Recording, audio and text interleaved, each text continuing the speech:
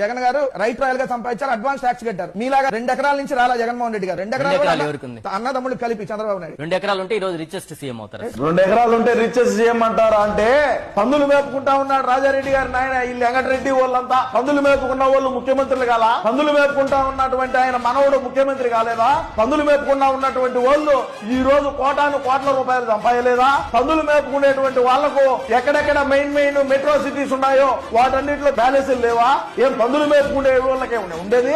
1.5 ఎకరాలు 2 ఎకరాలు ఉండేవాళ్ళు ముఖ్యమంత్రి కాకూడదా? ఈ 2 ఎకరాలు ఉండేవాళ్ళు ఏదైనా కంపెనీలు పెట్టి దాంట్లో షేర్లు పెంచుకొని ఏదన్నా ధనవంతులు కాకూడదని ఏ భారత రాజ్యాంగంలో రాసున్నాదిరా? పందులు మేపుకునే వాళ్ళేమో ముఖ్యమంత్రులు కావచ్చు, వాళ్ళ కొడుకులు ముఖ్యమంత్రి కావచ్చు, 16 నెలలు జైల్లో చెప్పకూడదు తినొచ్చు, దేశద్రోహం కేసులు, దేశద్రోహంలో అవినీతి అమ్మ మూగుడని పేరు పొందొచ్చు. పందులు మేపుకునే వాళ్ళు ఇవన్నీ చేయొచ్చు, కానీ 1.5 ఎకరాలు 2 ఎకరాలు ఉండేటువంటి వ్యక్తి ముఖ్యమంత్రి కాకూడదు. ముఖ్యమంత్రి అయినాకనో కాకముందో ఏదో ఒక రూపాయన ఆయనేమో ధనవంతుడు అయితే కాకూడదు. అంటే 2 ఎకరాలు ఉండేవాడు 2 ఎకరాలు ఉండితే ఉండాలా? మన పార్టీలో మనం అదే కదా చేసింది.